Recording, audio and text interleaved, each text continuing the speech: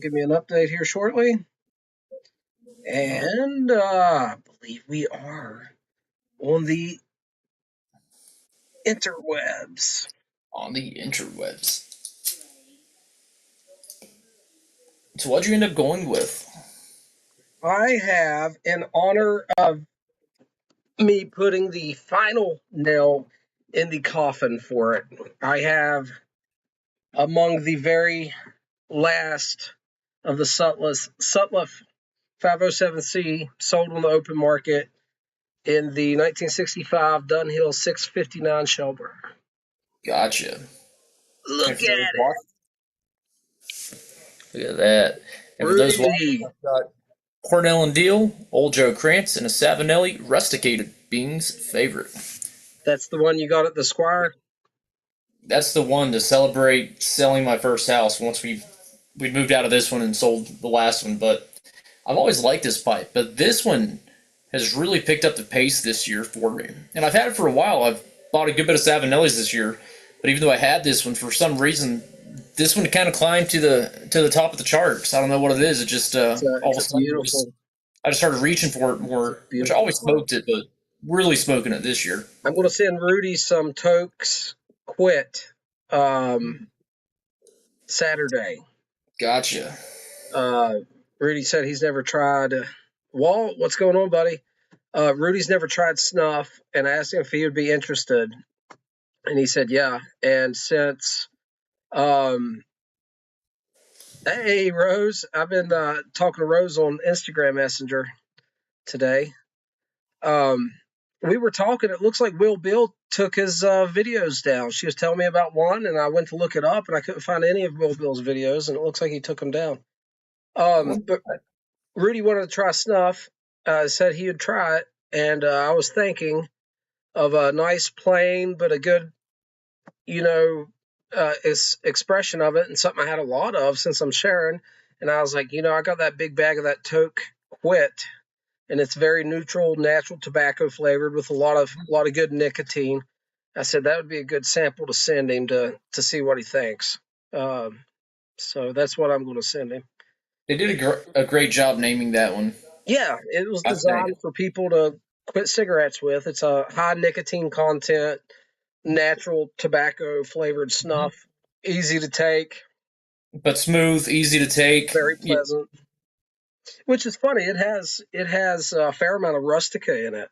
And then the other leaf that was used, they actually cut in between all the veins and didn't use the veins at all to get the nicotine content up even higher. So it's kind of a special snuff, but very basic at the same time. I like it a lot. I think they did a great job blending it, and I don't really know too much about pipe blending, all things considered, or pipe blending, let alone nasal snuff.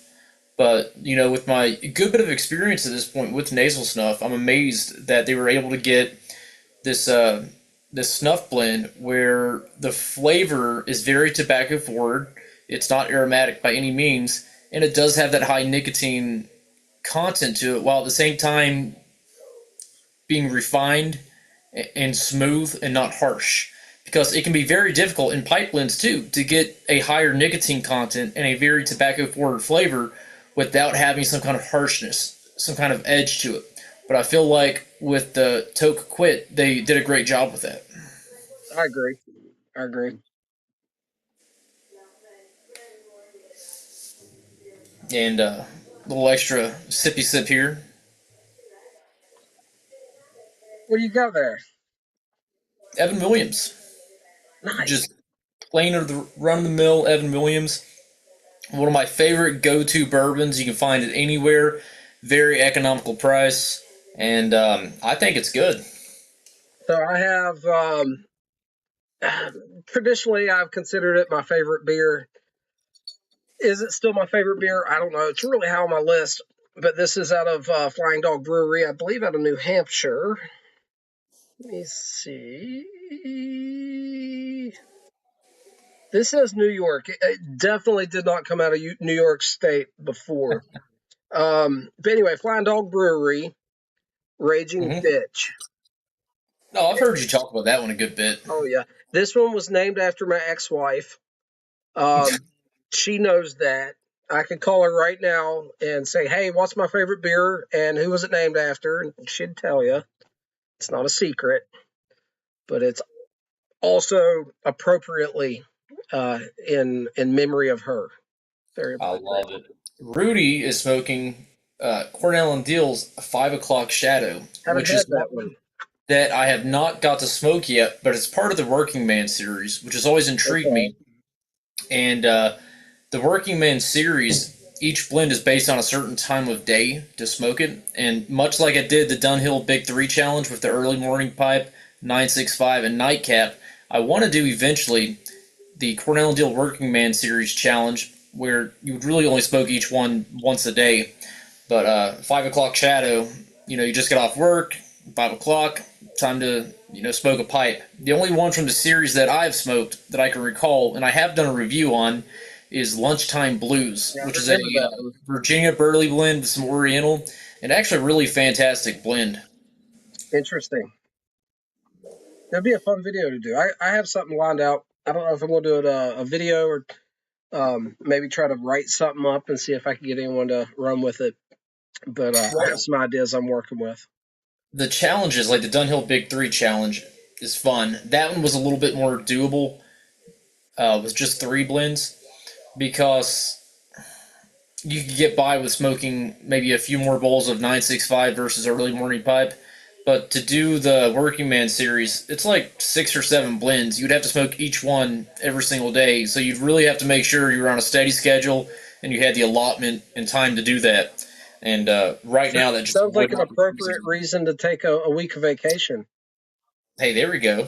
A staycation at home to smoke pipes. Yeah, I have priorities here. Rudy says the dark fired Kentucky is very apparent.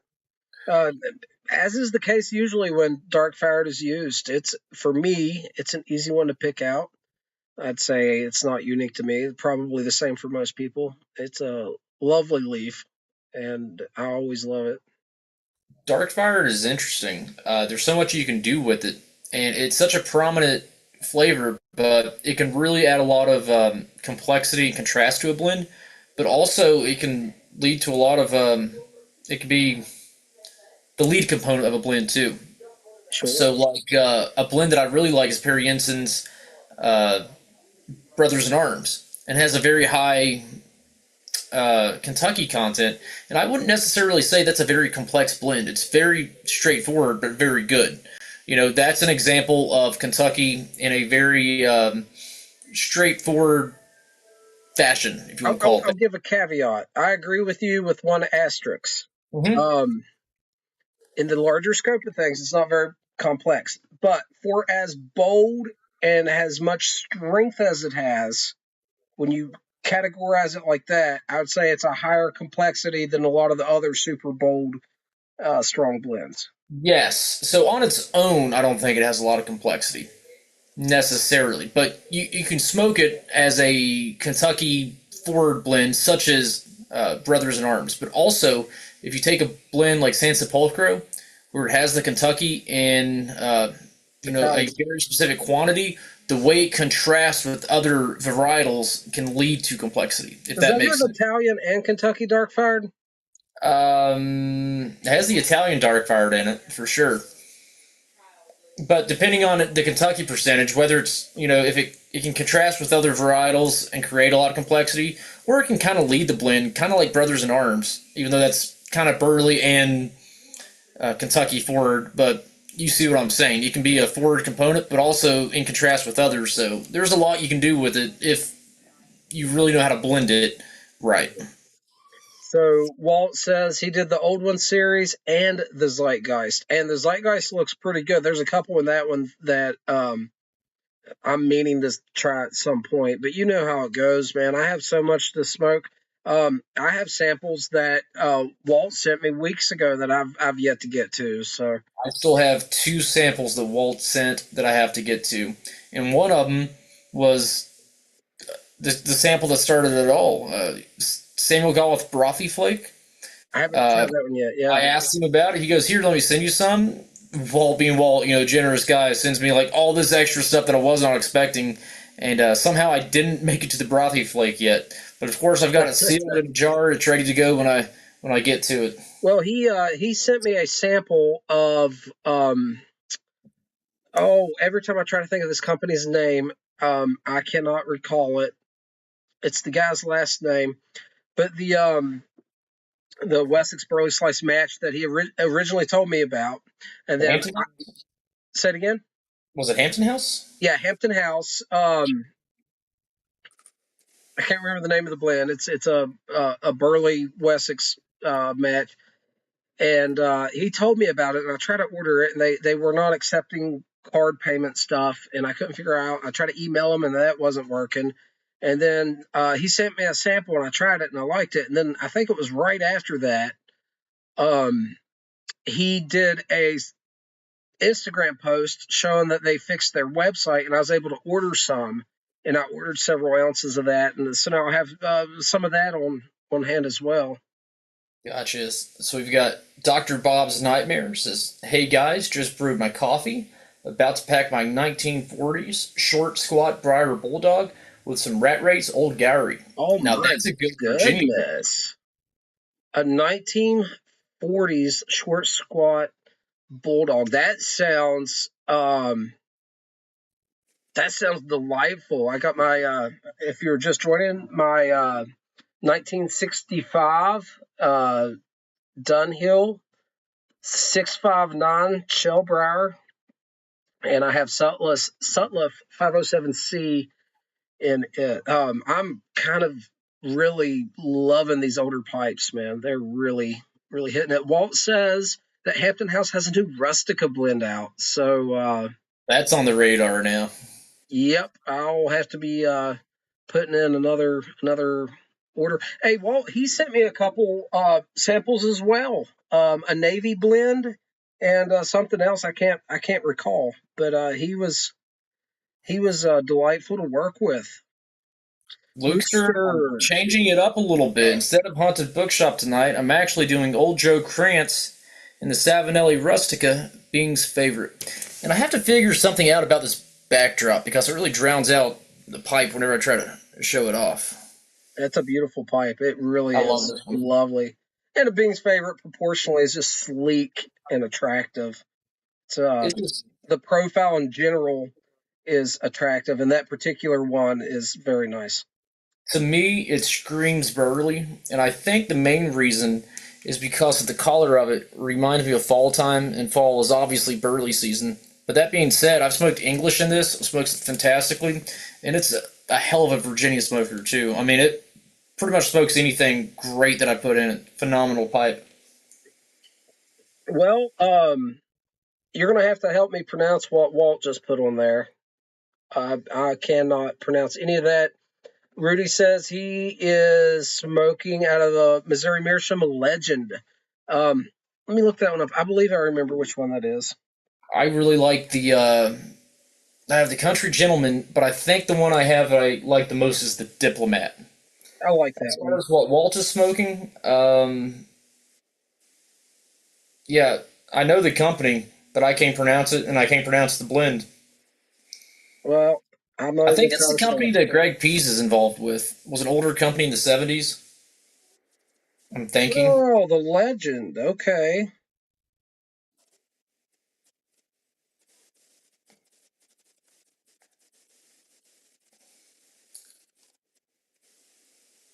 Very standard looking cob. I love it.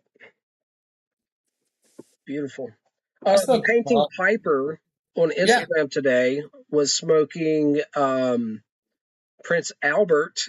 Looked like an older can in a corn cob, and that just seems like a marvelous little combination. I just saw that. I think it was 209 Piper said that he was smoking some Prince Albert, like 6 a.m. Prince Albert cup of coffee. And I was like, yeah, that sounds awesome. Oh, Rudy's doing the November Cobb Challenge, so. Oh, Lord. Man, I didn't dare. You know, I mean, good for you, buddy, but. Man, I can't do it. There's also, on the forums, at least, the big one is March Madness. Everyone smokes a Meerschaum for a whole month. Yep. Different Meerschaums, but only Meerschaums. Man, I can't do it, man. I like my variety in pipes too much. I'm so content with smoking briar. But I need to expand my cob collection. I need to buy a meerschaum. I've never owned a mirror. I think they're cool. I've never owned a clay pipe. I should probably get one. Like one of those old German clay pipes. I want to get one of the really long tavern clays, like the size of my Yeah, arm, the length of it. I think that'd be awesome. But I've never smoked a clay pipe. I have some cheaper meerschaum pipes. Smoked a lot of cobs, of course, briar, but clay is one that I've never even dipped my toes in the water. You know what I mean? yeah. It's we'll get there eventually. Eventually. And there's another material I've never used, and it's mortar wood, Morta, which has yeah, really interested me. yeah. Morta is quite unique. I think Carrie is the one that said she had one. The first time she smoked it, it exploded on her. Mm, that's Um, the thing. they are prone to crack. They're not perfect, but they're beautiful, man. You have Oh, that yeah. the open pores in it because it's an oak, Yep. semi petrified oak. It's beautiful. Um, Now, I don't do the month long challenges, but I often will do the Meerschaum Monday, Cobb Tuesday, Falcon Friday, and probably Falcon Friday is the one I get involved with the most. I really enjoy smoking Falcon pipes, and so it's probably my favorite pipe other than Briar would be a Falcon, which kind of has Briar in it as well, you know. But I do have a Meerschaum bowl for mine, but I smoke those more than what you would realize watching my channel. Actually, my Falcon pipes. I don't have a whole lot of Falcon content on there, but I definitely smoke those weekly. Really enjoy it. Sailor the Piper Man is in chat, and a very good evening, sir. So glad you could make it. I'm smoking some Sutla 507C in the 1965 Shellbriar. Hunter's having some Old Joe Krantz in It. a Bing's favorite. Very, very lovely Bing's favorite at that. So we got a Dunhill and a Savinelli up tonight. That's a heck of a combination. Sailor, I am doing better than I deserve. Uh, Dr. Bob's Nightmare's got a dedicated deer tongue pipe. Whew, that's We rough. got to run in with that a couple weeks back, and We got a good picture out of that still frame from your face. I Hey, want to like Steve Krabby Piper over in Maryland, he likes deer tongue. He was smoking some the other day in Beyond the Burls Discord video lounge, and he was saying how much he enjoyed it. I Um, want to like deer tongue. I've tried Bing's favorite, not Bing's favorite. I'm sorry, whatever the Bing Crosby blend is. I can't even think of what it is now. And then Gentleman Caller, both Cornell Deal, both with deer tongue. I can't do it. I wanted to, but it just was not for me. What was that blend that Crosby smoked that Cornell Deal so used? Hins in the chat says Old Joe Krantz is a solid, no frills smoke. As a matter of fact, man, that is the blend that got me into Burley's crooner. Crooner, that's it. Yeah, he nailed it, and that's what Steve Krabby Piper was smoking. As a matter of fact, but Old Joe Krantz was something I had on hand, and it was easy to keep in the car to smoke my lunch break. I only have a half an hour, so I needed something really easy to just stuff and puff, and was satisfying with a lot of nicotine, and really started enjoying that. And it actually got me deeper into Burley's to where I explored Burley's thoroughly, and I do mean thoroughly. Yes, yes, we do. Which I'm now doing with Virginias. I was never a big Virginia smoker, and just like the Burley, I'm really liking the Virginia Flakes, the European Burley Flakes and the European Virginia Flakes. Both of them are really um, just striking a chord with me at the moment, and I'm enjoying them immensely. And I don't know why it took me so long to come around to these other great blends that Hunters has been trying to get me to jump on board with for a long time. I was like, I'll just smoke my Latakia based blends, but I'm having a lot of fun at the moment exploring all the stuff that you guys have been enjoying for so long. you know, being that for years you were an English only person. Obviously, you're still an English smoker, but for years being primarily only English, it did surprise me when you started smoking Burley and really getting into it. But you smoking Virginias was not on my bingo card for 2025. That one really came out of left field for me. Yeah, Ken says Old Joe Krantz over Haunted Bookshop. Same for me. I much prefer Old Joe Krantz, and I don't dislike Haunted Bookshop. Hunter, my brother here, on the other hand, he much prefers Haunted Bookshop. So we differ in that regard, but there's a lot of overlap between the two blends. I brush my teeth with it morning and night. So, Kens, where have you been, man? You're like my brother from an alternate reality. He says Wessex Burley Slice are my go-to for Burley lately. Can't get enough. I have been on a massive Wessex Burley Slice kick for months. I absolutely love it. Also, the Ravenwood Old Burley Bear is very similar. God. So good. It's a little bit less topped, a little bit more natural, but just incredible. Really enjoyed that. If you get a chance, get your hands on it, you have to. It's really good, and I can't recommend that enough. Rudy says Billy Bud Blonde is his daily smoke. I have not had the Billy Bud Blonde. I have had the original Billy Bud, just ordered some recently, but I have not had the blonde. Yeah, we both smoked a good bit of the regular Billy Bud. Walt says he likes Pegasus. I think everybody likes Pegasus. It's a good blend. Gotta love Pegasus. It's a good, solid blend. With the Old Joe Krantz, we're both very familiar with it. We've smoked it pretty extensively, but I've never tried any of the other labels of Old Joe Krantz. There's white. I know there's green, blue, and red, maybe something along those lines. So, Walt, I'm a big Low Country Virginia Burley smoker. Natural Virginian Burley. That's one of my go-to cheap smokes. It's really good. Low Country Petey's incredible. I like that one. Oh, that's a phenomenal blend that came out this year, and I'm so glad that's a regular line blend and not a limited release for a small batch because it's really, really good. We were talking about these different varieties of the C&D blends. What was the English blend? I retried it a few weeks back, and there's a flake or a cake version of that I haven't had. It wasn't very popular one, and I can't recall what it was. Star of the East? Yeah, Star of the East Flake. I have not had Star of the East Flake. I would like to try that as well. I have a 10 when I go to pop it. If you don't have any by then, I'll send some your way. The Cornell and Deal blend that I'm most excited to try that I have not yet, and I have the 10, I've just got so much open, but it's Riverboat Gambler, which is a ribbon cut Burley blend that was blended by the late Bob Ranowski, who also blended Pegasus, Old Joe Krantz, Haunted Bookshop, the works. Do you see what Ken's commented in here?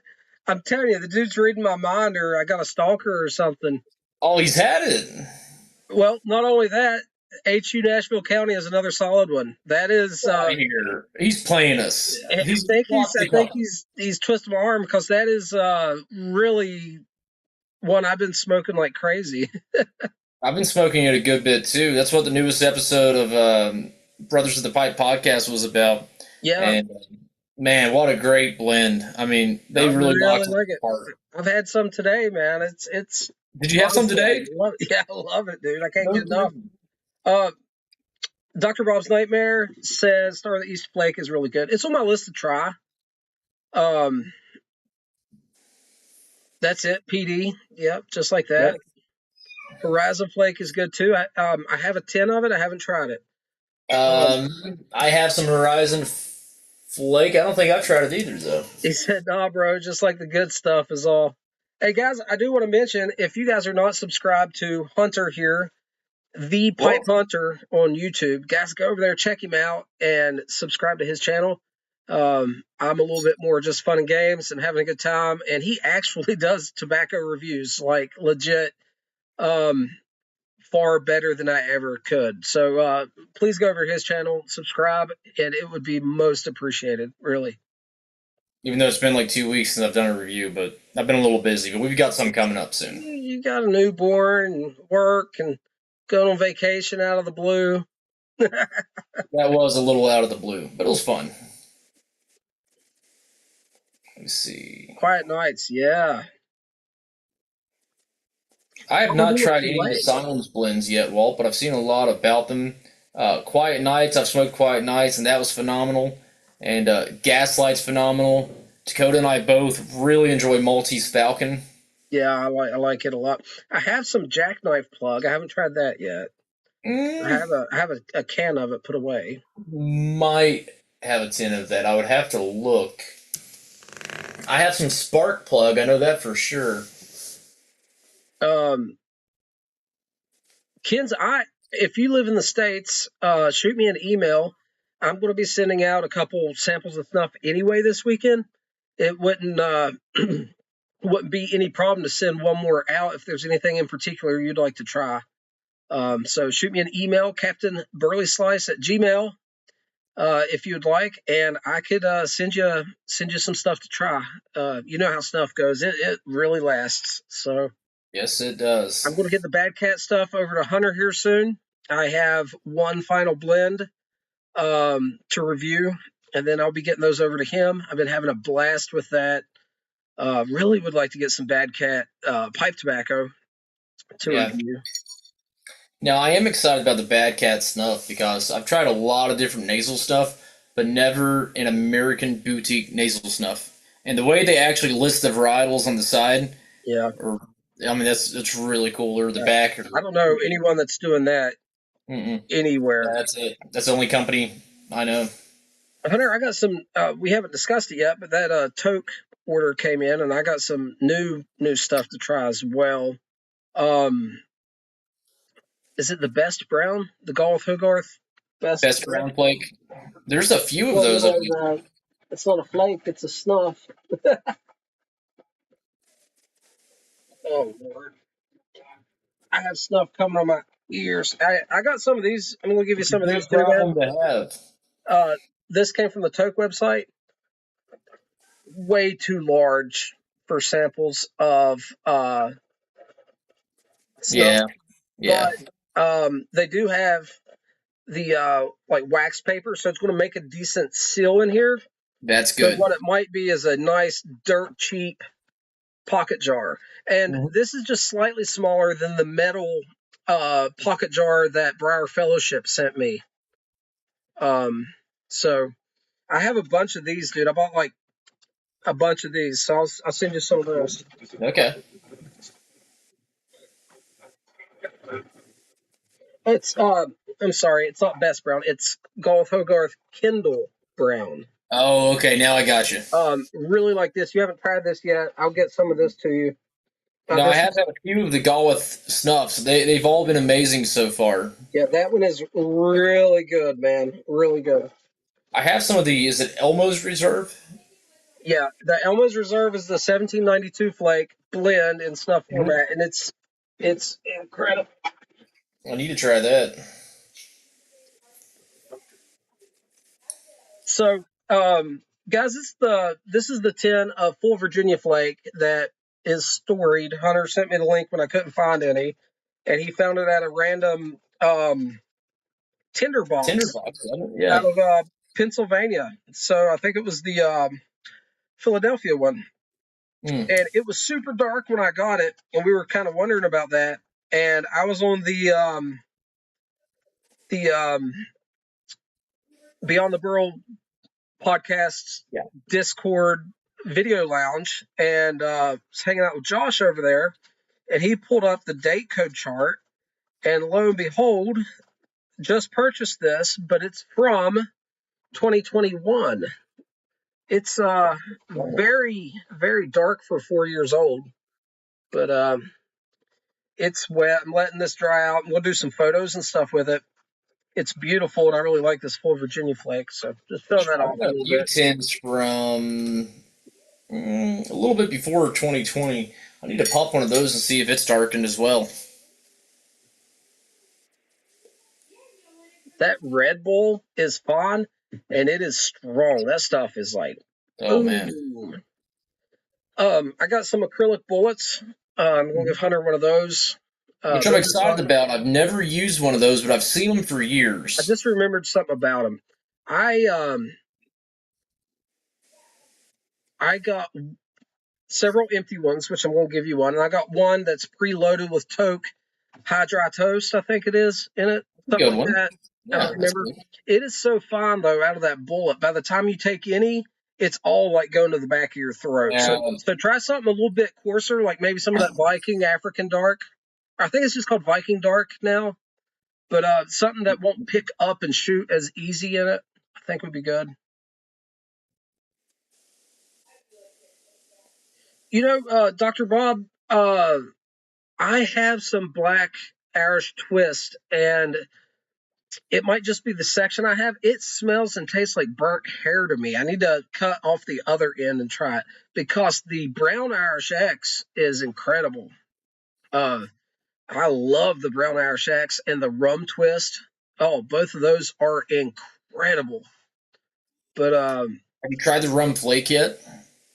no, haven't had the rum flake. The rum twist is delicious. The brown Irish X is strong, robust, earthy. I love it. But the black Irish X, and I don't know if it. See, Josh over there and Sed were smoking black twist. Is that the same thing as the black Irish X? I think it is. Okay, I don't know. Anyway, I have some. I need to give it another go. I tried it one time, and it tasted like it had hair in it. I'm not even playing. They can't all be winners. But no, I want to like it. It's supposed to be just like a brown Irish X that's been heated and fermented a bit more to mellow it out. Yeah. So it shouldn't be all that different. It's like they Maduroed it a little bit, is what it's supposed to be. The rum twist, just because I know I can, once I crack into the sample that we got from Revelation, I'm going to take a small piece and chew it and see how it is, because I've heard of people chewing the golf ropes. The bogey is definitely chewed on. It even says it. I don't know, bro. That's what it tasted like. And even I had my wife smoke the room note. She's like, yeah, it smells like burnt hair. I'm not even joking. I think they sent me a piece of a dreadlock or something, and that's what I smoked. I'm not even sure. I've got a tin of it. I don't know if I have any in jars. The black Irish X? Yeah, I need to try it. Well, no, I have a tin unopened from, I don't know, 2018 or something. But I have a jar of some from I don't know how to say it, from 2012 or before. So it's no younger than 2012. So Dr. Bob had kind of the same experience. So yeah, I need to just cut off the other end of the rope and try it and see if I have the same result, because I thought I would love it. I love the brown Irish X, and like Walt says there, the brown is the strongest they offer, supposedly. And I believe the black is actually the same blend. It's just been like heat treated and fermented a little bit or something like that. If I'm not mistaken, it's been a while since I looked it up. Yeah, I've read the same thing, that it's just been more heat applied to mellow it out, make it a little sweeter. And I think you said it best. They kind of Maduroed it in a way. For lack of a better term, yeah. I mean, steamed maybe. It's going to have a very high sugar content, Lukester. Very high. Could you? Probably. You probably could smoke it. I thought I had some, but I have days of work. It's also going to be very alkaline, like pure Perique would be alkaline. And it's going to be moist, so you'd have to dry it out a lot. It's going to have extremely high sugar content. That's added sugar. But yeah, you probably smoke it. It's not going to hurt you. Probably give you tongue bite. But try it out. Let me know what you think. That sounds great. I mean, it's tobacco. You could smoke it. I just don't know how enjoyable it would be, because it's definitely got some molasses in it. No doubt about it. High concentration of molasses. But I love to chew unplugged tobacco. The problem is you can't find it now. And when you do, it's extremely expensive. Very limited. Just take a little piece off, and it just expands in your mouth. It's awesome. The first time I had some was I think it was called Race Car. That might be one. Something like that plug. And I bit a big old honk off the corner. I was at work. I start chewing on it. Next thing I know, dude, I'm like, I'm like a Yeah. chipmunk. I had too much, man. I was like, oh wow. So as far as chewing goes, I've chewed a plug or two of Cannonball and really enjoyed it. And I have two plugs, really just for show, that I've never opened of Days of Work and Bloodhound. Um, but I have chewed a lot of the various ropes, and I don't mean the Samuel Golleth ropes. I mean like I Yeah. think Honeybee or something like that. And there's a when I was working in the South in the Carolinas and Virginia, Southern Virginia, almost all the smoke shops, whether it was a vape shop or whatever, had like rope chewing tobacco brands I never even heard of, and I couldn't help but try them all because me being me. The problem is most of them were garbage. Some of them were really good that maybe you recognize the name, but there's some off the wall chewing rope that you never heard of that was just like bitter, not good. Yeah, I love trying new tobacco I products. do too, man. Absolutely. So this pipe is smoking great, man. Um, That's about empty, but a beautiful blend though, and it smoked fantastic. oh man, I can only imagine. Uh, Rocco in the house, well, without a doubt. the Marines just had their birthday on the was it the 10th, Rocco? And anyway, being a not a former Marine, a retired Marine, right, or however Walt was Walt in the Marines as well. I can't remember now. But he said he'd been drinking for the last 2 days. Yeah, I love Beech Nut, Rudy. That's one that I've chewed quite a bit in the past. I think, as far as loose leaf chewing tobacco goes, I've probably chewed every single one because in 2023 I was really chewing heavy, and I found like every brand there was. So Dr. Bob's never chewed, but had a dream he was chewing a big chaw. That is strange. Luke said his grandfather told the grandkids that it was mixed with possum shit so no one would steal it. That's hilarious. Yeah, November 10th. Walt, you were a Marine, my friend? I don't want to get that wrong, man. That inter branch rivalry, you know what I mean? These guys could take that personal. I remember Walt said it was the early 90s. I want to say like 92, 93.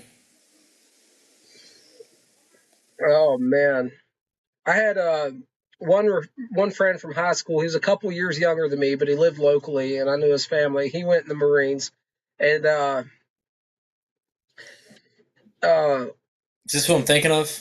is a Marine. That's right. That's right. Always a Marine. Yes, is a Marine. Walt is a Marine. Okay. But he went to the Marines. Good kid. He come back out. Good kid too. But the first time I seen him when he came back, I never seen this kid drink before. We were at a party and he shows up with a bottle of Jack Daniels, cracks the top, and just stands there and drinks the entire bottle by himself. Nobody got a drop of it. And I'm like, oh my God. What's his initials? See if I know who he is. um Don't have to give names. Give me no, initials. we can give names. I'm trying to think of his name. I think I know who it is, but I can't think of his name. Is the problem? Went bald, couldn't grow hair. Yeah, that's him. Yeah. But yeah, my goodness, he's like, yeah, the Marines taught me how to drink. I've only seen someone chug a whole bottle of whiskey one time in my life, and he ended up having a stroke and going to the hospital. He didn't quite chug it all. It was over the course of maybe an hour, but it was like bubble, bubble, bubble. You know what I mean? Just bubble, My, bubble, bubble, and then my it was wife's gone. stepfather at the time, great guy, still very good friends with him, police officer. We bought him a bottle of his favorite whiskey for Christmas, Jack Daniel's Cinnamon. Had to be Jack Daniel's Cinnamon. It couldn't be Fireball. And we bet him that he couldn't chug the whole thing, so he gets a free bottle of whiskey and a bunch of cash out of it. He ended up stroking out, going to the hospital. Almost lost his job. He was in the hospital so long. All his friends had to like donate their sick time to him so he could keep his job. But he made a full recovery. But yeah, I feel bad on that one. But That's kind of on me. since we are a day after Veterans Day here. I know at least Rocco and Walt both served. So both of you gentlemen, happy late Veterans Day, and thank you for your service. Truly mean Absolutely. that. Truly mean that from the bottom of my heart in the most sincere way.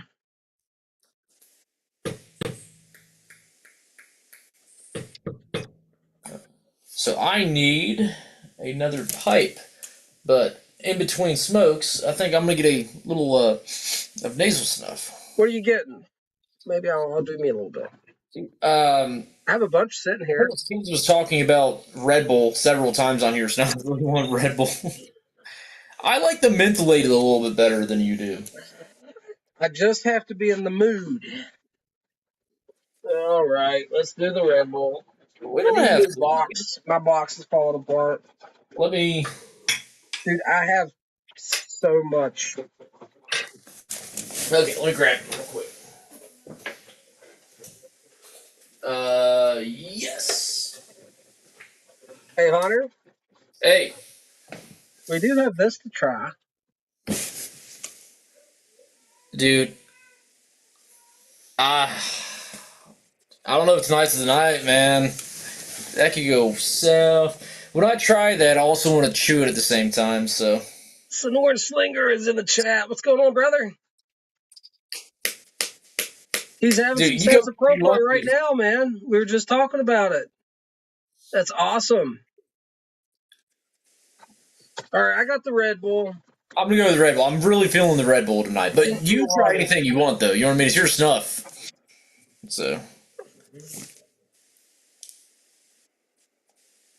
All right, gentlemen.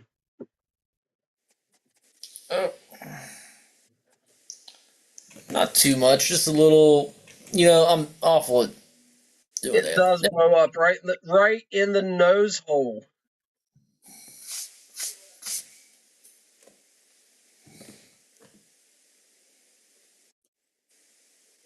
This stuff hits me like a tank. I mean, dude, I love it.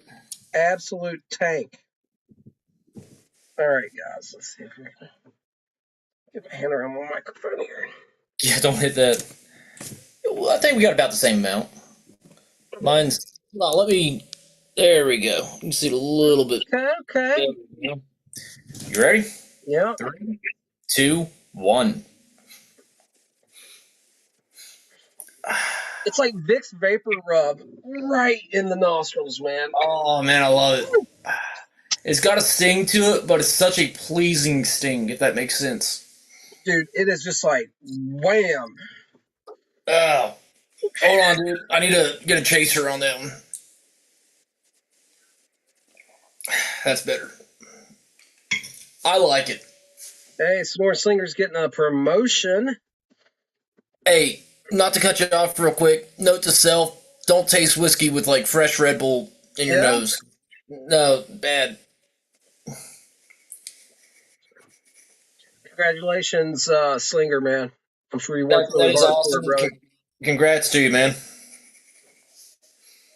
This is great snuff, though. As far as mentholated snuff, this is one of the cleaner, like, for the intensity, it is a very clean snuff. Very clean. I would agree with that. It reminds me of my grandmother's bedroom, but very clean. Man, ain't that the truth? Maybe that's why I like it. Maybe it's the nostalgia factor of it. You know what I mean? I mean, it's dude, it's good snuff, dude. And it has that overwhelming shock to the senses, and the finish, the flavor that lingers is quite pleasant, but it is strong. It's very mentholated. It's like if you take a cold shower when that cold water first hits you. You know what I mean? Gives you that shock. Rocco says he likes snuff like he likes his wasabi or Chatty's mustard. If your eyes don't water, it ain't real. There we go. I think I'm going to grab a different pipe real quick. So give me one moment. I might grab a pipe too. And actually, when you get back, I'm going to get up and I'm going to get me some HU Nashville County, and I believe I'm going to put it in my Peterson 80S. I believe that's what the doctor ordered. That's going to go great with this Raging Bitch IPA.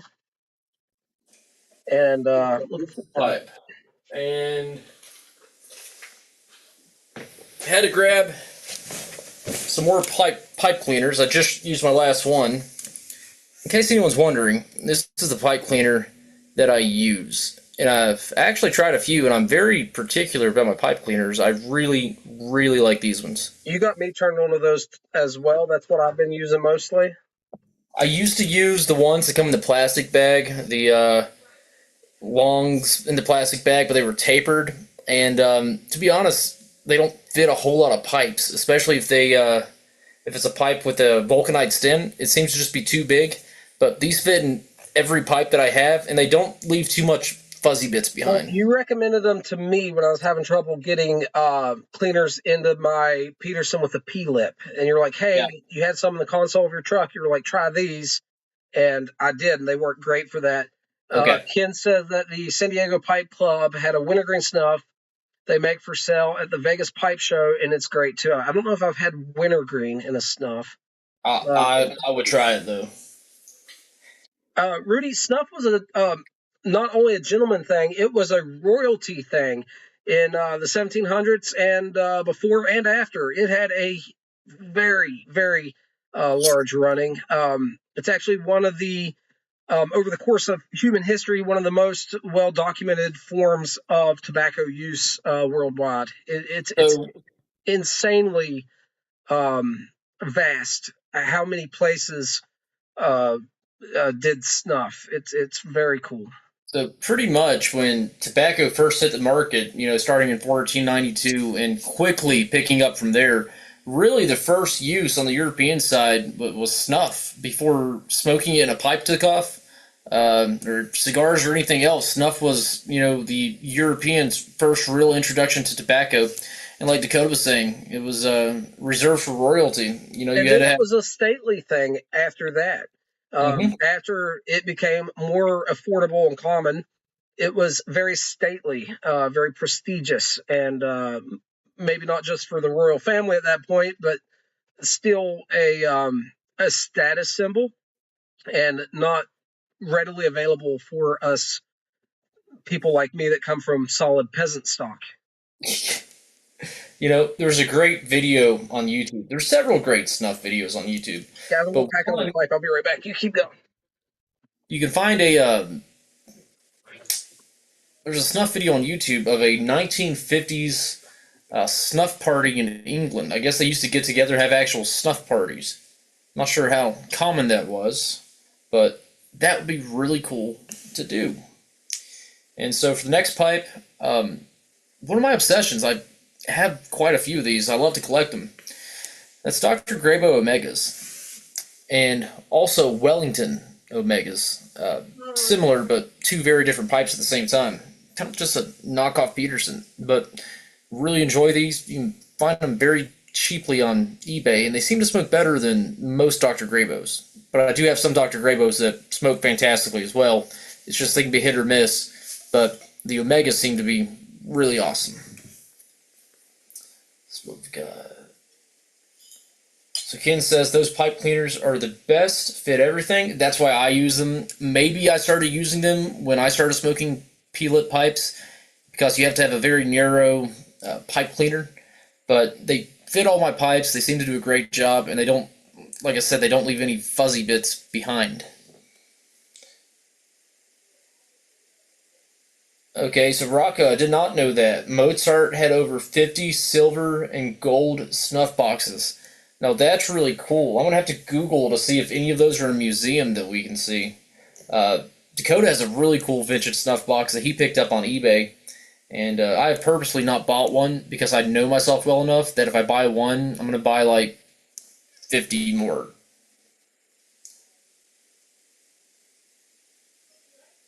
Yeah, I watched a movie, or I've seen a few clips of a Mozart movie. I'd say it's the same one. I can't think the name of it. Maybe just called Amadeus. But yeah, he was a whack job for sure, like mad scientist kind of way. He was so genius that he was so smart he was weird, I guess, if that makes sense. Beef Wellington. I've never had a beef Wellington in my whole life, but I would love to. But I have a few Wellington pipes. They kind of made like knockoff Petersons as well, but they were a step higher than the Graybos. And so I bought a Graybo or a Omega pipe online, and it had a replacement stem, but the side never said Dr. Graybo on it, so I thought it just worn off. But it turns out it was a Wellington Omega. The Wellington Omegas, really Wellington was only on the stem, and this one had a replacement stem. But I could tell by the briar in the bowl, it was a lot better quality.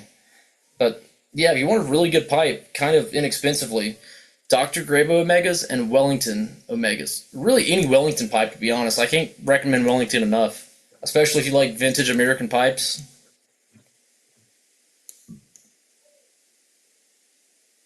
Like a snuff film. Talking about Mozart using snuff, Dakota, and then we started talking about the Mozart film, or the movie. Bolt says, like a snuff film. I've never seen Amadeus. I kind of should.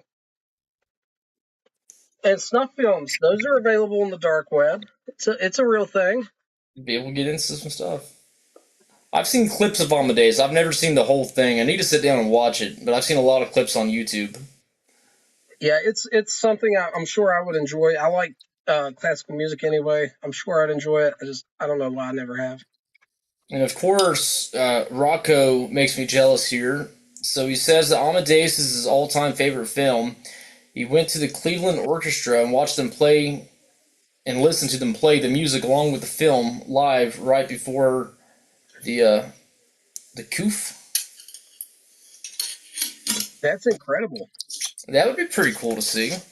Have you ever seen how Pink Floyd's Dark Side of the Moon lines up perfectly? Dark Side of Oz. You can watch that on YouTube, but I always heard that. But when I actually watched the clip, I was like, yeah, that's weird. Rocco, I'm gonna watch it. It's on my list. I don't know why I haven't. I've seen clips of it, just like Hunter said as well. It's on my list, man. I do need to watch that one. I don't think that Pink Floyd made Dark Side of the Moon to go along with The Wizard of Oz. I couldn't imagine anyone really doing that, but at the same time, it lines up so perfectly, it's almost like, can that be a coincidence? Well, usually it's so overwhelmingly cool because there's like a lot of psychedelics involved. Minus the psychedelics, I don't know if it would be as impressive. It was the 70s, you know. So Slinger's seen it too. Yeah, I need to watch that. Maybe we'll have a Brother Pipe movie night. Rudy, you might be wrong. If you remember the black and white Mickey Mouse film with the giant, Mickey Mouse falls in the giant's shirt pocket and opens the snuff box or something and sneezes due to the snuff. So you might have seen it more than one film. Are we getting into a Mandela effect kind of thing? No, that's a real thing, right? Sweetheart, someone back me up. The black and white Mickey Mouse movie with the giant. Yeah, I've seen several black and white Mickey Mouse movies. With a giant that has a snuff box in the shirt pocket. I think so. You've seen more than one like that. No, I've seen more than one black and white Mickey Mouse movie. The giant also takes some thatched roof off of a peasant's house, right? He takes some of the thatched roof, which is like straw, and rolls it up in a paper, makes a cigarette, and smokes it. Is it the Beanstalk? I don't know. Rudy's never seen it. I'll tell you two great things you should watch if you haven't. One is if you just type in Disneyland Tobacconist, like a 20 or 30-minute documentary someone made will pop up. Fantastic. I absolutely loved it. You know, Brian Levine's got a big Disney pipe collection, right? And he's working at Disney now. I looked for one after watching that YouTube video, and I can't find it, so now I'm really jealous of him. The other thing you should watch, they mentioned this in that YouTube video, but there's like a 10-minute film that Disney made in the 50s about That's it, Dr. Bob. Maybe it was Collar.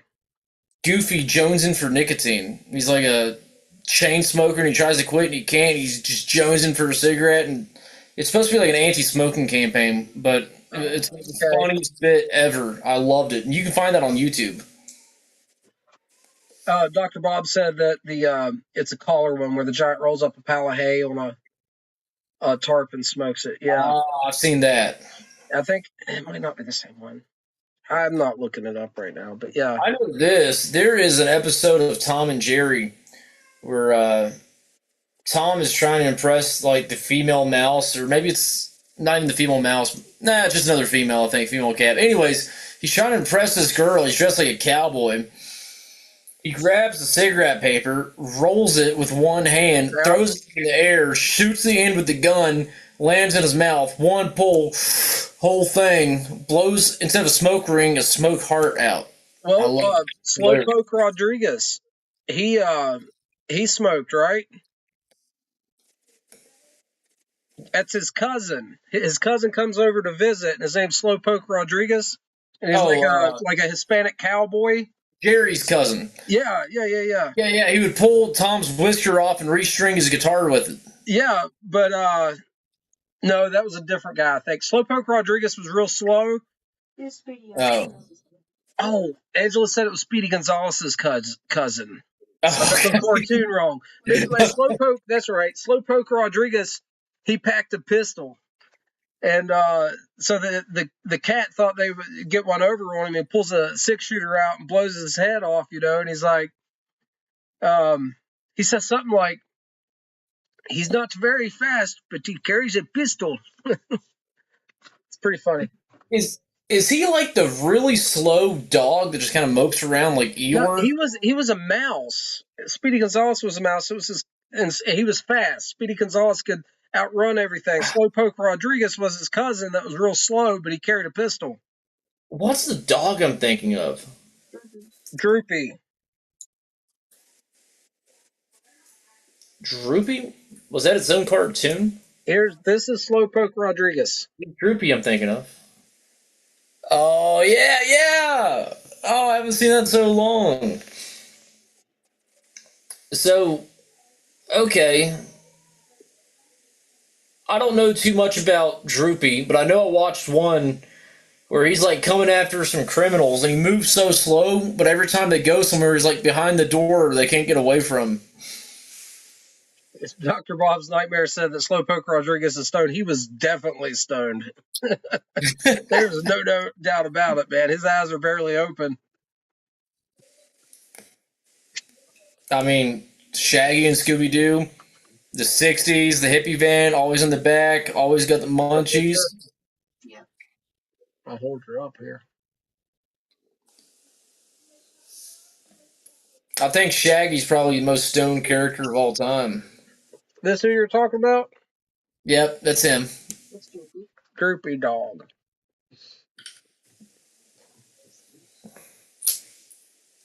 Was he a character on a show? Was he the main character of the show? He was the main character on his show. Angela said he was the main character. Maybe I just saw a clip on YouTube because I can't really remember watching any episodes, but I know I watched at least one funny episode somewhere. First 15 years of my life were spent running my brain with cartoons. Yeah, thanks to cartoons, I can't really tell you what happened 10 minutes ago. Made Mrs. Bertley Slice laugh. I'll take it. I was reading a reply on a different video on YouTube. It don't matter. People are funny, man. There's so much on YouTube. I'll tell you something I've been watching lately. I don't know why, it's the algorithm or something, but it's any kind of vintage ads on TV from like the 60s through 1980. Yeah, stuff's like just any kind of anything. Car commercials, Betty Crocker, doesn't make a difference. I'll tell you something similar that I like to do is watch commercials from the early 90s that I've forgotten about. Mm-hmm. And you can look them up and and it'll jog all kinds of memories for me, like 93, 94 yeah. early commercials. Mine's just a little bit later than that, but we'll say like right at 2000, those commercials. Like they used to sell the CD sets on TV. You know, buy this collection for only 2 payments in 1999. The world's greatest love songs. Like they would always have those. Oh yeah. I mean, so many of them. Okay, so out of all the commercials that you watched when you were a kid, which commercials did you see that you thought that only people with means, with money, had the thing in the commercial? The parfait, the ice cream parfait thing. Okay. Oh yeah, yeah. Yeah. I don't think food stamps bought that stuff. I never did try that parfait log. Yeah, that's what I was gonna say. The Viennetta ice cream log is a thing that I thought like was the epitome of wealth when I was like 7. Okay, the thing that I thought was the epitome of wealth, and it wasn't because I saw it on TV. Let me explain. Occasionally, just once in a while, Mom would make homemade Jello, like buy the powder mix and put water in it and throw it in the fridge. But she had these like little tiny glasses she would use that she only used for Jello, and we got it so rarely that I thought Jello was like really expensive treat. So I felt really uppity eating the Jello.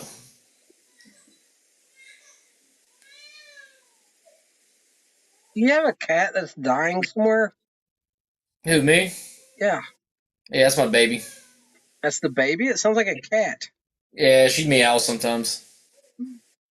I think it's what it is just so honey, that's not the brand of the one I was talking about. And I know someone reposted it recently. It was like a dark box. Battery. But anyway, I think she's just breaking the noise for us. I'm only hearing like the peak of the noise, you know what I mean? Gotcha. It sounds a little different.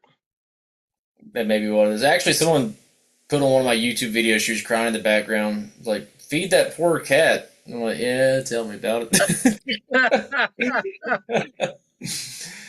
No, I can't think of any commercials from a kid that I like watched and thought, man, you have to be really, really rich to get that. I guess I remember Skoal commercials, Lukester. I don't know if I remember that one. I remember Skoal commercials, the Budweiser frogs, Budweiser. I remember that one. All that stuff. I remember Camel stuff, man. Like all the cool like magazines. Joe Cool? No, the Joe Cool was kind of corny. The older Camel ads on like the back of like Popular Mechanics and Popular Science magazines and stuff. And it was like, I don't know. It was a vibe. You know what I mean? Mm-hmm. It was a vibe. I get it, man. I was right there. A little bit younger, but I remember it well. I don't know. I've just have this fascination with nostalgic ads and then vintage ads. I'm sorry. The Marlboro Man. I've seen clips of him, the commercials on YouTube, but I never watched him actually on TV. Yeah, Camel makes a lot of cool stuff. You can buy a lot of like Camel giveaway lighters. He used to give away in like the 60s. Remember the Marlboro bottles? Yep. I've seen Marlboro Sorry, Dr. branded lawn darts. He made me laugh.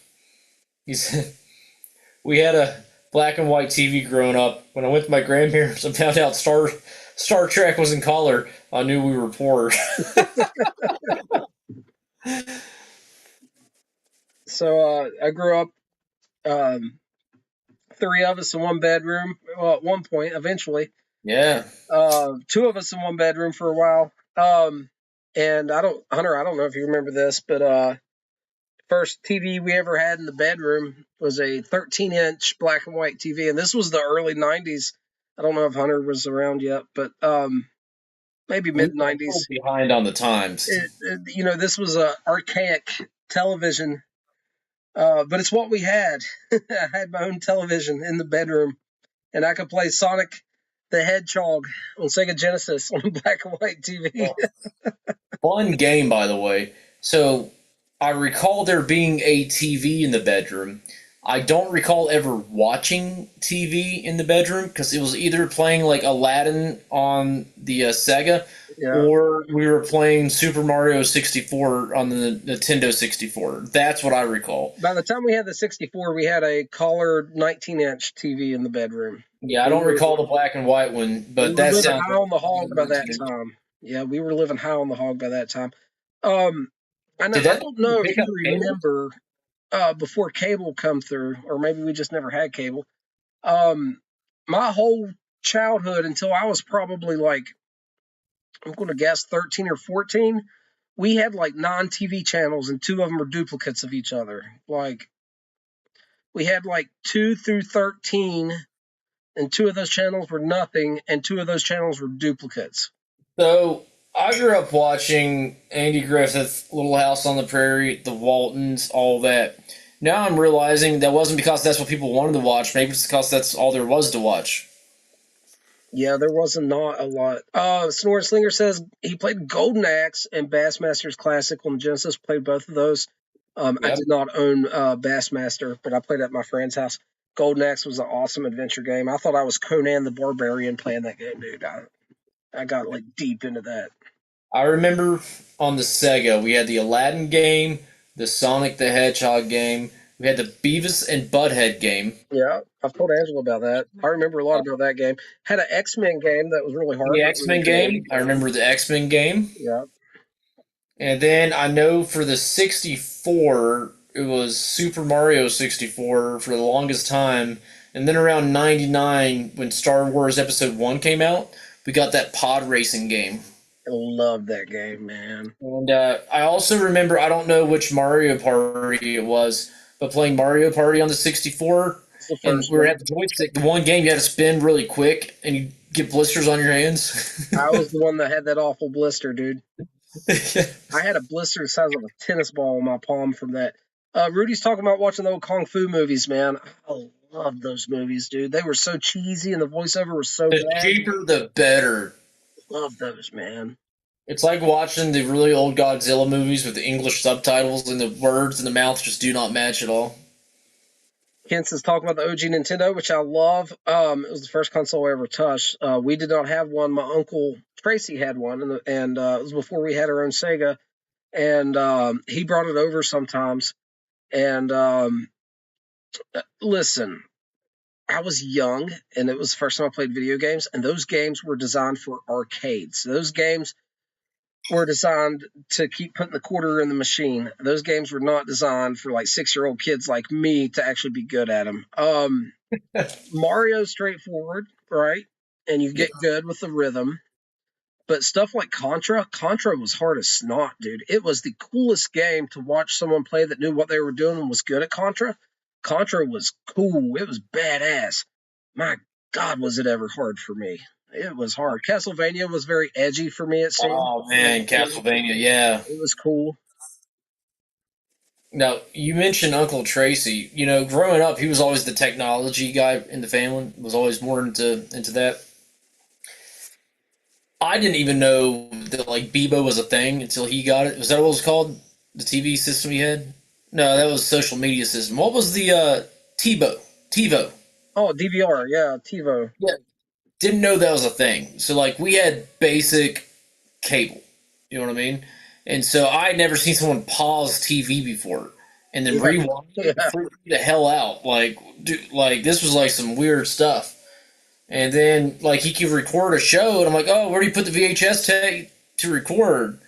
You don't need it. You know what I mean? I just record right off this. I mean, it just blew my mind. Look at Walt coming in clutch mentioning Metal Gear. My goodness. Old Walt, school, baby. I had no idea, brother. Gamer, fellow gamer. That's awesome, dude. That was a great game. I'm not very good at that game either. I didn't know you ever played the original Castlevania. Yeah, I played all of the big games on the Nintendo, and if it wasn't at our house, it was at friend's house growing up. Almost all of the major games. Tracy had a Duke Nukem. No, it wasn't Duke Nukem. Maybe it was Duke Nukem. That was a big game. Well, I didn't play. I watched him play it. It might have been something else. First Duke Nukem I played was the PC game Duke Nukem, made in like '96, the 3D one with the strip club and stuff. What about what's that game called? Lost my train of thought for a second.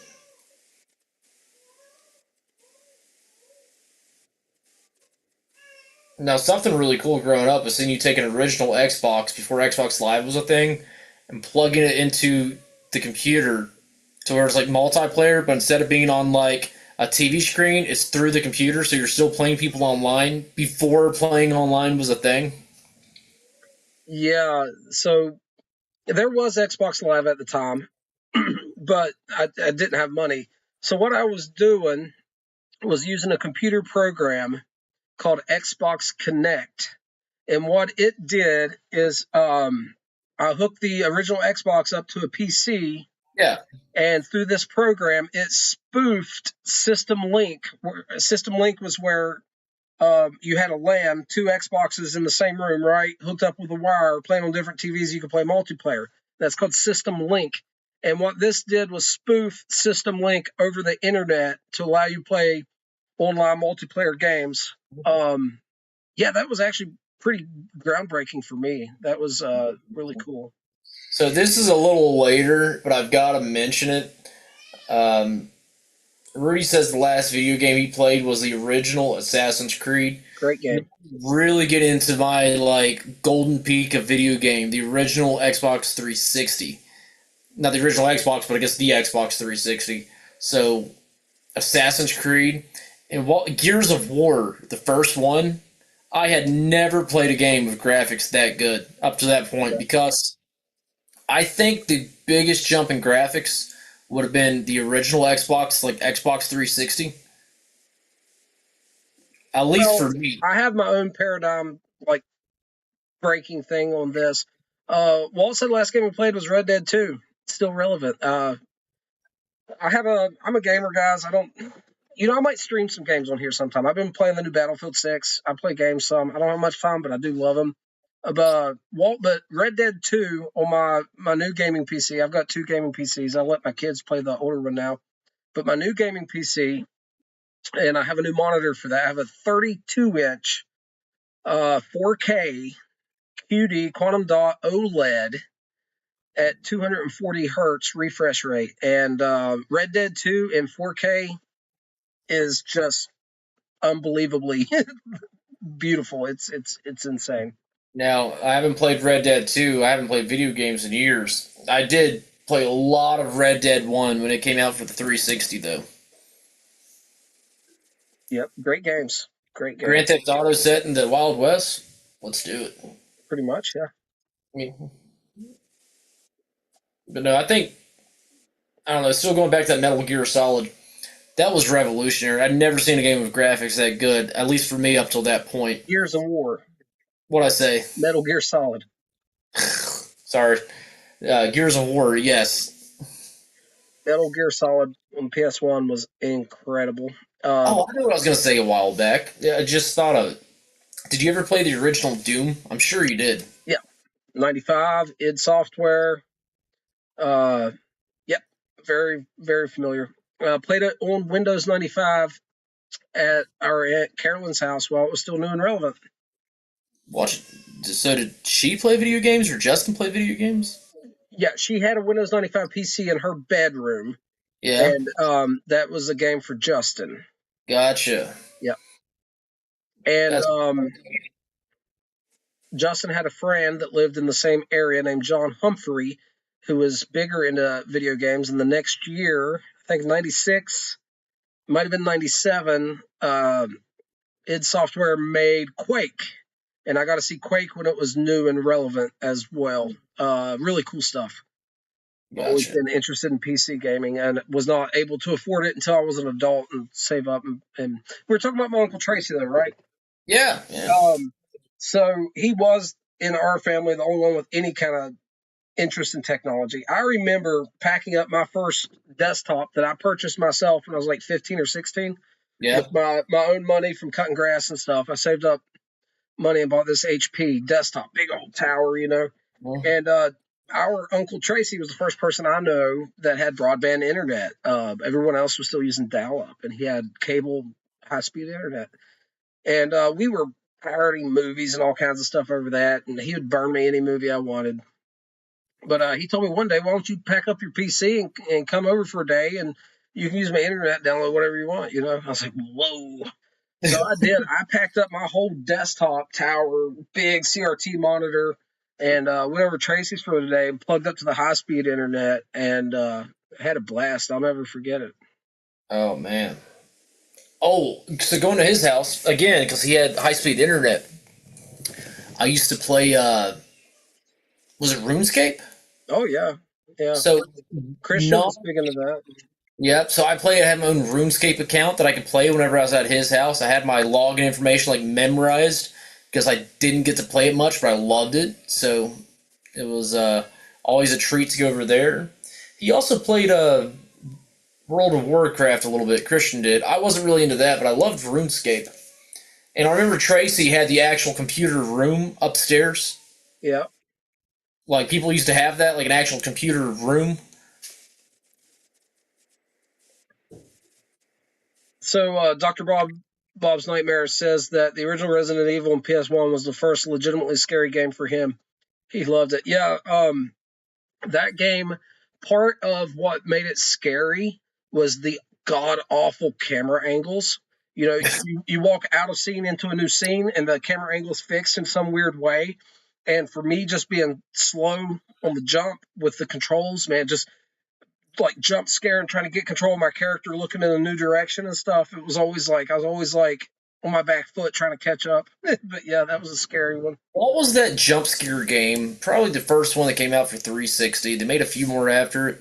Condemned. So we were playing the original Condemned, and by that I mean you were playing, I was watching. I know at one point you open up a wardrobe or something, and a guy jumps out. Freaked both of us out. I mean, we both jumped on that one. That game, yeah, that game got me pretty good. A lot of jump scare stuff. That was a creepy one, not gonna lie. Rudy, thanks for stopping by, man. It was really great talking to you. I hope you're feeling better. Saturday, I'll get some stuff out to you, brother, and let you see what you think about that. It'd be something new to try. Seriously, though, thanks for stopping by, man. We'll catch you again here soon. We'll see you, Rudy. Thank you. But yeah. This HU Nashville County, man, I'm telling you, it's delicious. I really like it. Man, that Old Joe Krantz is just hitting tonight. I haven't smoked it in a while. I've been smoking Haunted Bookshop. What are you smoking now? Old Joe Krantz still. Second bowl. Okay. In the one of the Grabo Omegas. But I don't know. I just usually I'm a Haunted Bookshop guy, but for some reason I was thinking, some Old Joe Krantz sounds really good tonight. Maybe it was snowing outside, kind of cold, need something with a little bit more beef to it, but man, it really hit the spot. It's a robust blend. It's a simple blend, but man, it kind of ticks all the boxes for me. Lukester says he's still looking for ammo for Resident Evil. You're not kidding, man. You never have enough. Yeah. I mean, I prefer Haunted Bookshop, but if all I could smoke was Old Joe Krantz, I could definitely get by without an issue. Hey, kids, I agree. It really does. The only thing is this tin, and I know it was out of the same lot because I bought it from the same place as the last tin, and they're a very small company. I don't think they've had more than one shipment of it yet because I bought it when it just got in, and after I realized I liked it, they had a sale, and I bought a couple more. This one's wetter than the first one. I'm not sure why. So this one needs to dry out a little bit. And I'm smoking a bit wet at the moment, but yeah, it does get better. It is deep and rich. I really like it. Yeah, those Rudy. Rudy, we'll see you. Those HU blends are just top notch, though. All the ones I've had have been fantastic. I need to try some more, man, to be honest with you. But so far, what I've had has been fantastic. Every bowl of this Nashville County has been delicious. And it's a good value. 100-gram tin for $20. Absolutely. Yeah, it's good value. Really good value. Hello, Hi, this Mrs. is Pipe Pipe Hunter. Come on in. Hello. Don't just stand at the door and flip me off. Go ahead and come in. No, I've spit up all over me. We don't. Okay, love you too. Love you. That's how we tell each other we love. That's how we say I love you to each other. We just walk in the house and just give a middle finger. Oh, But Lord. no, the HU. I mean, it sucked that we lost pretty much all of McBaron and Sutliff and potentially Saddle Pipe Club and all these other blends, Cobblestone. But I try to look on the positive things, and so HU starting to release their lines in America is a definite win for the pipe community. I'll take it. Walt says try White Horse. I'm not even familiar what that is. I don't recognize that name. Kit says HU Louisiana is another solid one. Have not had it. Yeah, it's on a list. There's so much for me to try. And I have samples here that people sent me to try. It's just... Now, I've smoked Hearth and Home White Night, but I think he must be referring to an HU blend that I'm not familiar with. Yeah. Oh, yeah, Luke's for smoking some Bold Kentucky. Kentucky tonight. Good stuff. I love some Bold Kentucky. Good stuff. Man. We did that on the podcast, right? It was either the podcast or on one of the YouTube lives. I can't remember. Lucer says it is an HU blend. We were both very impressed, though. Yeah, Carolina Smoker sent me that couple ounces of the Bold Kentucky, and I have the rest of it jarred up. I'm going to savor that down. Delicious. Beautiful stuff, man. One of these days, I am going to open up that Peterson Irish Flake and give it a go. I'm really excited about that. But I think we both kind of talked about how, 2026, we want to explore already released blends a little bit more. At least that's the hopeful plan. I have a tin of that Peterson's Perfect Plug. I know Walt had it. I want to try that one. I know it has a topping to it, but I'm very curious. They say it's really good. I don't remember what he said, but I asked Walt about it, and he was telling me about it, and it sounded good. I just don't recall what all he said. Oh, so White Horse is one of the 3 new blends that dropped in the U.S. alongside with Nashville County. Okay. New to the U.S. Right. I'll say that.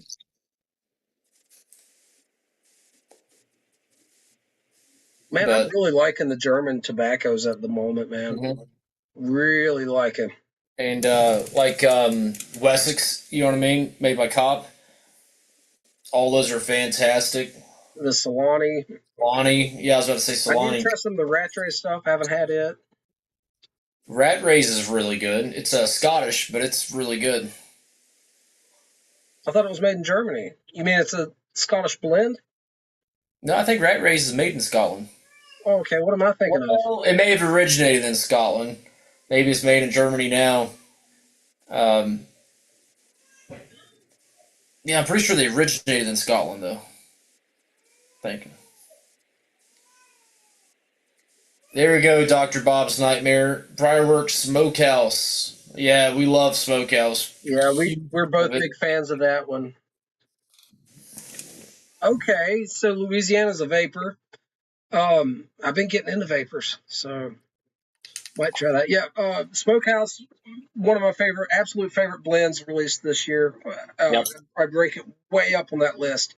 It is smoky in its own unique way. It's savory.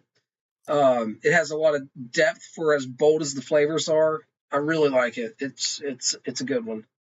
I don't know. The way they got the barbecue notes from the Kentucky, but kind of the herbal floral notes with the Oriental, the two go together so well. Man, I really enjoyed that blend.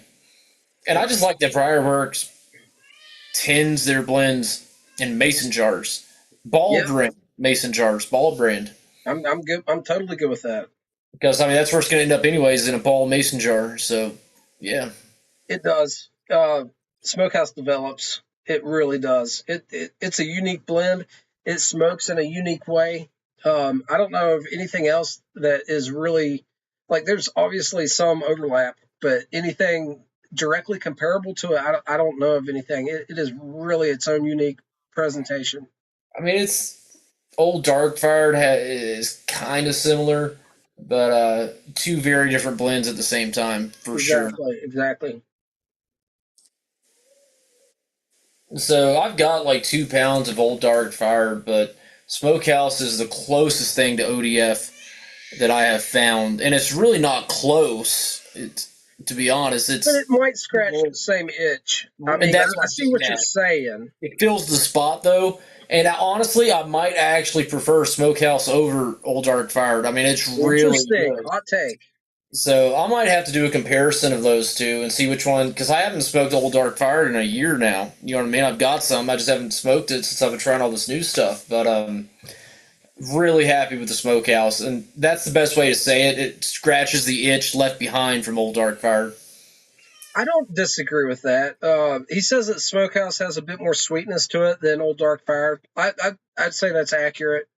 Yeah, but it's a subtle sweetness. It's not overly sweetness or sweet. It's subtle.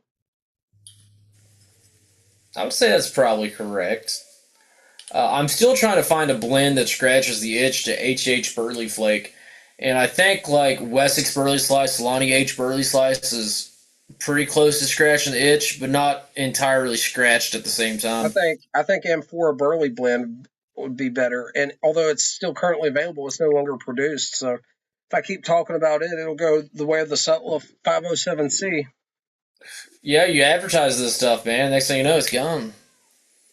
Yeah, I was in Discord the other day, guys, and someone screenshotted smoking pipes being, or was it pipes and cigars? Whoever being sold out of, it would be pipes and cigars. Yeah, sold out of 507C that I was just making content on, and I bought 3.5 pounds of it at 48 bucks a pound.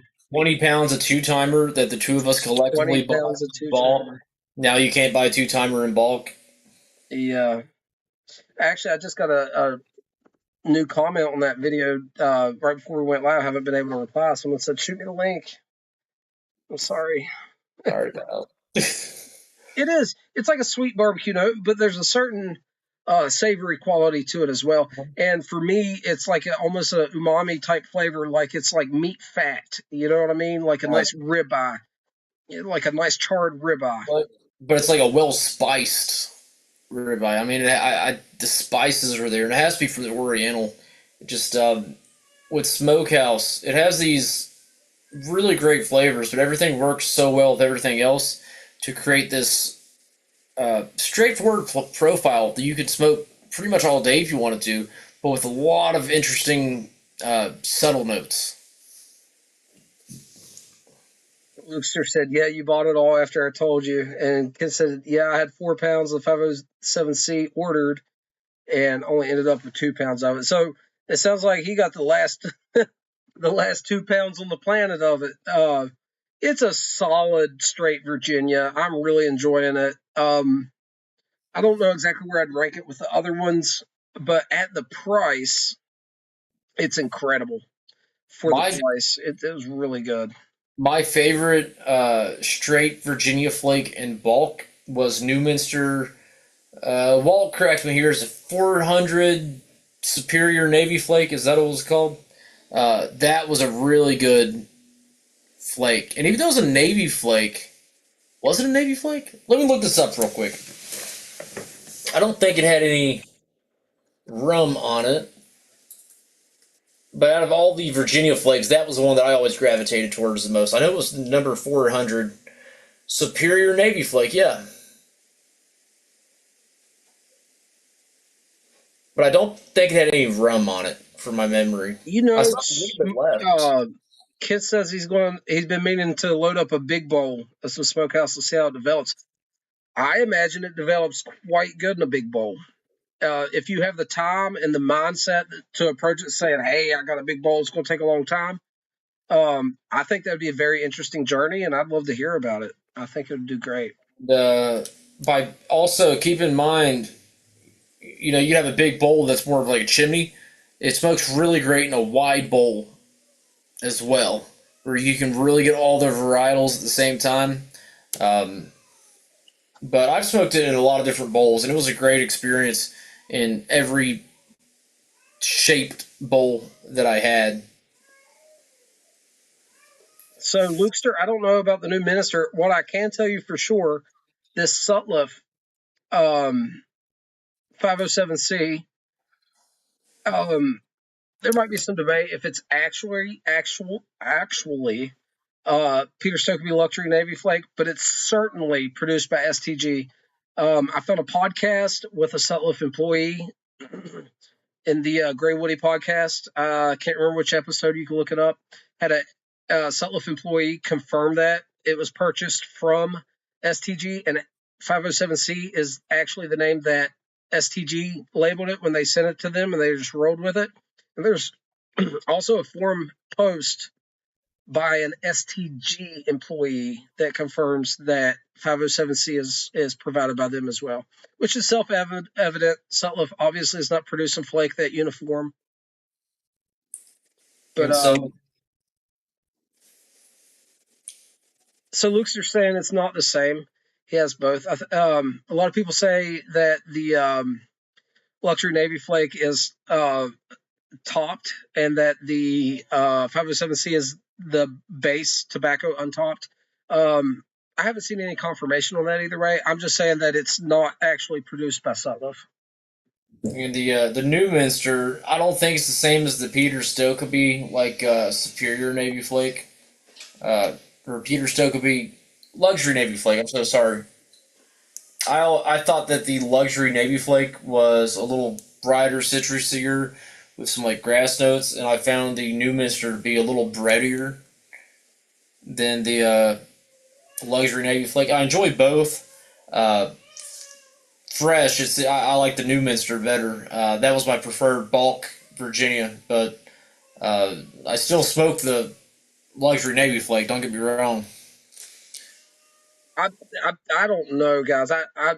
What's actually true and what's the same or not. I'm just saying I could pretty much say from the horse's mouth, right, that Sutliff did not produce 507C and it came from STG. As far as that base flake and what other stuff it's used in, I have no idea.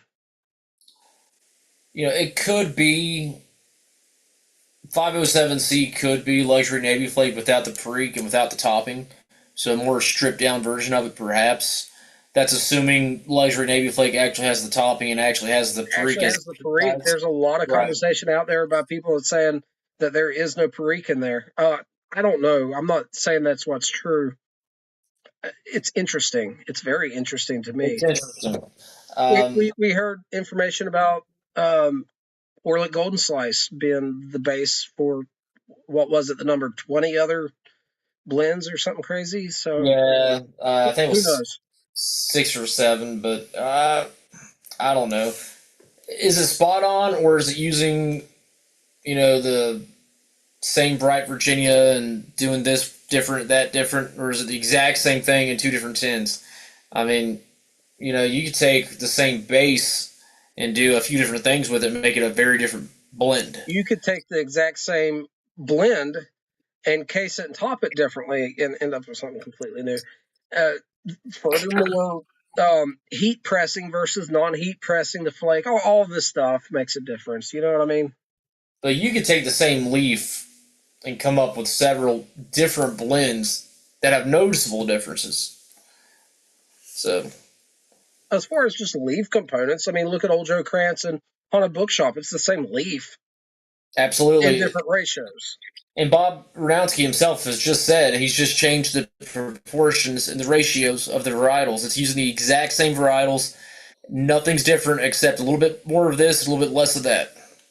And I find it to be 2 very different blends. One that you prefer one, I prefer the other. We enjoy both of them, but it makes a big enough difference that we lean opposite directions on that one. Hey, kids, let me tell you something interesting. Been diving into this 507C, right, for a few weeks, and at first I got no citrusy notes at all from it. Could not detect it. And the more I've been smoking it, I don't really taste it much, but when I pop the jar open, I'm keeping them in a jar, taking it to work with me and everything. I'm smelling a little bit of like citric acid, not exactly citrus, like natural citrus from Virginia tobaccos, but a hint of like citric acid that would be used in like as an artificial tart agent in candies and stuff. I know that sounds extremely weird, but whenever I pop the tin of the 507C and smell it, I get and I can't deny it now. I don't know why I didn't smell it at first. I'm getting the faintest hint of like citric acid, if anyone knows kind of what I'm saying. Sounds to me like you're picking up on the casing. Yeah, it might be. Because, all tobacco blends are cased. Sure. Maybe minimal casing and maybe no topping, but there is a difference from casing and topping. All blends have some casing to it. Although, I don't know if all do. You think all do? Yeah, for sure. Because so a casing is different than a topping. A casing they add in the blending process. It could be a little sweetener. It could be vinegar. You know what I mean? There's a lot of different things you could alcohol, use. Right? It could be alcohol, but really, what the casing is doing is adjusting the pH balance to make the blend more palatable, but not really change the flavor profile so much. So even like the asked if it could be fermentation. I don't think so because it is a sharp note. I guess fermentation can be sharp. This is a different sharp note. It is like if you open a box of lemon heads and smelled it. I don't know. There's a great video that Cornell and Deal does about the difference between topping and casing. But even like the HH blends, McBaron's still had casing on them. You don't taste it. You just taste the tobacco because casings typically you don't taste. It just adjusts the pH level and takes the rough edge off. But Greg Pease has done a couple articles on it as well.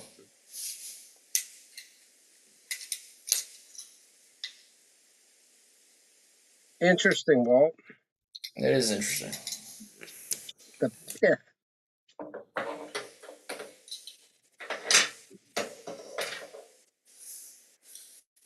I'm going to stir this up just a little bit at the bottom here. I'm going to have to jump off here soon, guys. 4:30 comes early. I get up at between 5 and 5:30, and I couldn't imagine knocking that back inning. Then I'm going to spend 10 hours on my feet at the sawmill, flipping and marking boards, walking the world's longest treadmill. It's wonderful. It's wonderful. I was out in the snow today, and I realized that my boots have a crack in it. Looster says he has the palate of a goat, so I wouldn't be able to detect that. I'm with you, old buddy. Your boots got a crack in them. Yeah, I didn't know it, but they're old. They're like 3 years old, and I've been needing to get new ones. But anyways, I was walking in the snow today. My feet got really cold. I looked down, and there's a freaking hole on the side. I like Greg and Pear. The guys from Beyond the Burl podcast went to Vegas, got to sit down with Pear and discuss stuff with him, and he signed a tin of tobacco for him and stuff. Very cool. That'd be awesome. One of my all-time favorite blenders. Probably my favorite blender that's alive, to be honest. I like a bunch of his blends. The HH Burley Flake, the M4 Burley. Russell Lett, Perry Jensen, Jeremy Reeves. Rest in peace, Bob Ranowski. There's a lot of great guys, but Russ. I like Russ. Oh yeah, but I don't know Russ. Perry Jensen. I might have to give it to him just because he blended HH Burley Flake, which is way up there for me. I'm liking the gentleman that owns and blends for HU.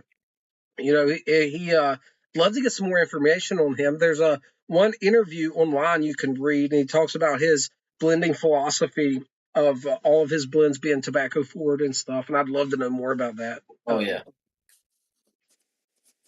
And even the blends that he has that does have a topping, the tobacco is still there, and it works well with the topping. It's not this drowned out, you know what I mean, aromatic blend.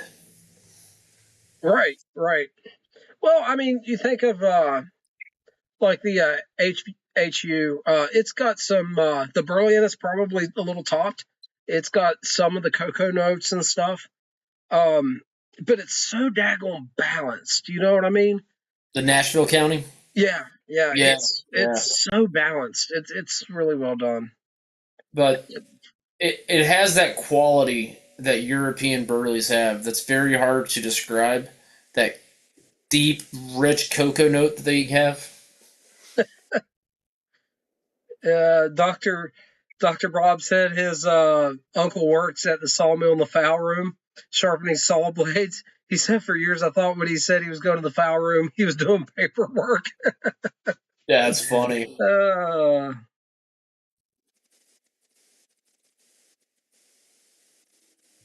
Oh, Paired. nice.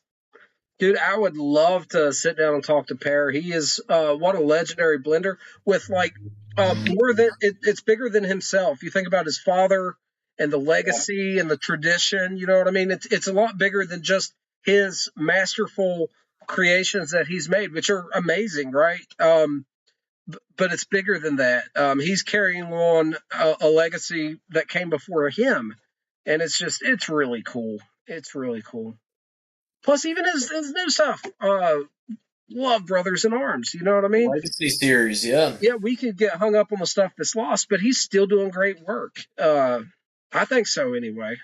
And what I loved about the Legacy series is it's produced by Cornell and Deal, so it's using their leaf, but you smoke it and it doesn't smoke like Cornell and Deal blend. You know what I mean? And it's in a flat tin. And it's in a Cornell and 2-ounce flat tin. blend coming from a flat tin.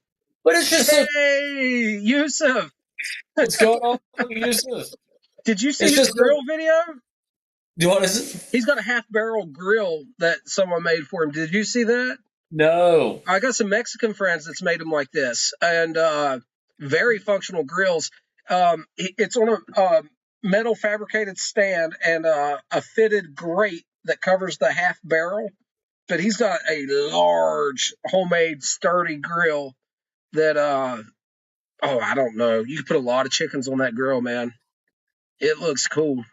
I And he's love got it. a beautiful yard with a bunch of fruit trees and stuff. Beautiful, yeah. beautiful place. Good morning, Yusuf, man. Good to see you. What time is it there?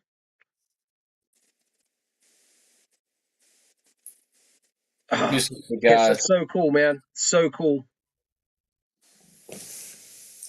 Ooh, I didn't even think about that, Luke, sir. He's like, he can't wait to see what comes next from Pear and Jeremy. Yeah, hadn't thought about it, but how cool is that? That is a great question. I wonder if he's going to try something like H.H. Burley Flake. Because on the Amphora side, he had Amphora Burley. With the McBaron side, he had H.H. Burley Flake. Those two are very similar. Yep. So I feel like with his Legacy series, hopefully he'll come up with something along those lines. I know we have Brothers in Arms, which is a fantastic Burley dark Kentucky blend, dark powdered Kentucky blend, but it's not quite the same as the Amphora Burley or the H.H. Burley. Yeah. That would be cool, man. I would love to see more Burley Flake offerings. Obviously, it's right up my alley. Well, it's just what he did with the leaf was so great because it doesn't smoke like a Cornell and Deal blend, which I love Cornell and Deal, but Pear has his own way of doing things, and so he can take a Cornell and Deal blend and do this number to it and come up with something totally unique, which is just amazing. He says the one he's working on currently is a vapor. Interesting. I don't know if I've had a Pear Jensen vapor that I can think of. I was trying to place one in my head. There's bound to be one, right?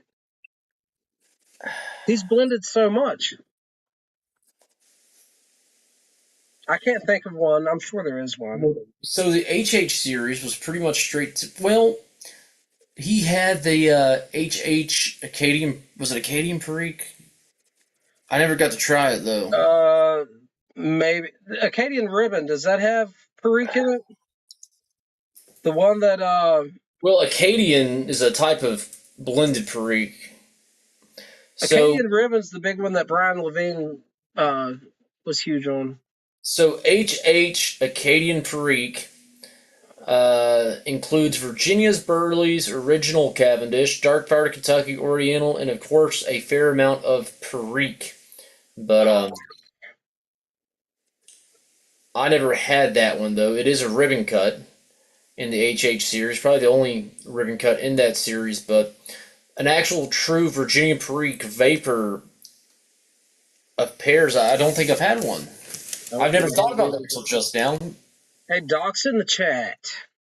Doc, I'm gonna get that stuff out to you Saturday, man. Be headed your way. And Doc found a source, not for a big variety, but an American source for some snuff you can order. Oh, really? Yeah, I'm not gonna mention it unless he wants to mention it. He can put it in chat. But yeah, I thought that was interesting. We were discussing that earlier. No kidding. But if he wants to put it out there, he can. Yeah. But yeah, he just ordered some snuff from America that is right on the website, and you can order it. Very cool. Very, very awesome. And I just like to see more boutique American blenders making stuff as well. I mean, I'm always happy to see, boutique pipe blenders. I'm very happy to see some boutique snuff blenders. Oh, sure. It's such a niche of a niche of a niche. You know what I mean? Yeah, it's like a true definition of a micro niche. But I think it's on its way up, though, compared to recent years.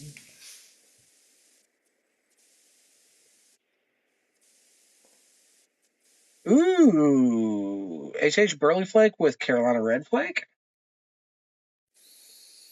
Interesting. There you go, guys. If you go to the Howland Cigars website, go to the search bar there, type in snuff, it'll pop up. I wasn't going to give it out without his blessing because it was his fond that he let me know about. So thanks, Doc. Appreciate that. But some American sourced snuff, you can go check it out. They only have he said one, but I thought I seen more than one available. But anyway, it's something. If you're wanting to get into snuff somewhere from the States, you can order and give a go. So nice. Thanks, Doc. I appreciate you, buddy.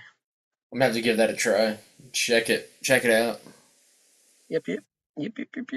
Well, guys, it is 9:55 here on the East Coast. Like I said, 4:30 comes early.